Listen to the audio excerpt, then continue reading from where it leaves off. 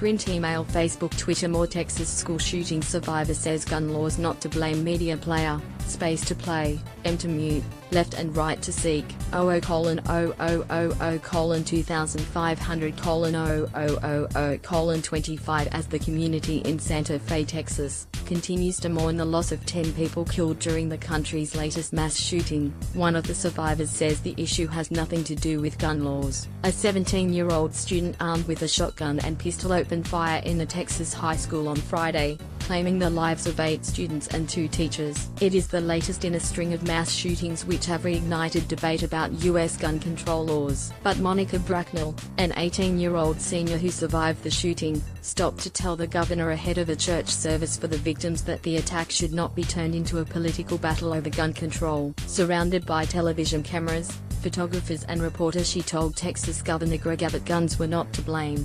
"People are making this into a political issue," she said. She told him, "This is not a political issue, it's not a gun law issue. It's a this kid was able to get into the school very easily issue." Also Sunday, local time, Texas Lieutenant Governor Dan Patrick called for a hardening of the nation's school buildings in the wake of the attack. Mr. Patrick, a Republican, blamed a culture of violence and said more needed to be done to keep shooters away from students, such as restricting school entrances and arming teachers.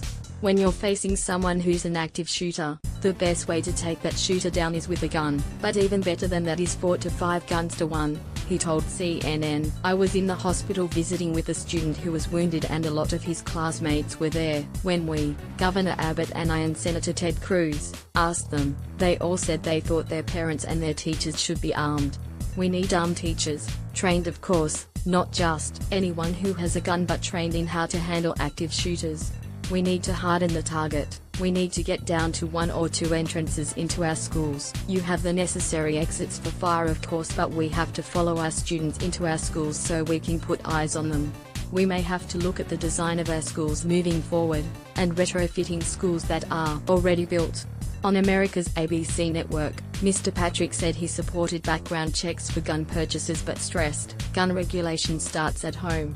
Mr. Patrick has come under fire on social media for his comments suggesting the school should have had fewer doors. Town worships after attack. Congregations in this deeply religious community near Houston gathered on Sunday for their first worship services since the attack. Hundreds have paid their respects at a packed Houston area mosque in the first funeral for a shooting victim. An overflow crowd sat in folding chairs in a breezeway outside the main area of worship to watch the service for Pakistani exchange student Sabika Sheikh. Ms. Sheikh's host sister, Jalen Cogburn, who has attended Santa Fe High for less than a year, spoke at her funeral.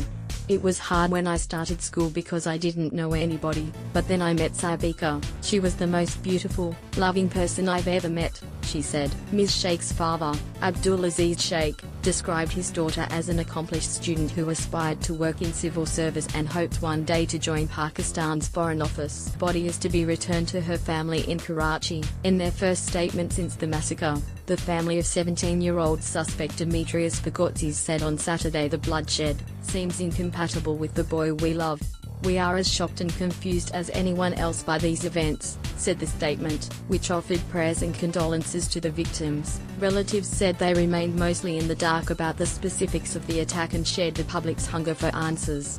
The 17-year-old suspect has been jailed on capital murder charges. His attorney, Nicholas Pohl, said he was investigating whether his client injured any teacher on student bullying after reading reports he had been mistreated by football coaches. In an online statement, the school district said it investigated the accusations and confirmed that these reports were untrue.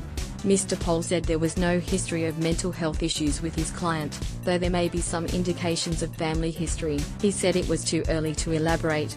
AP/ABC Print, email, Facebook.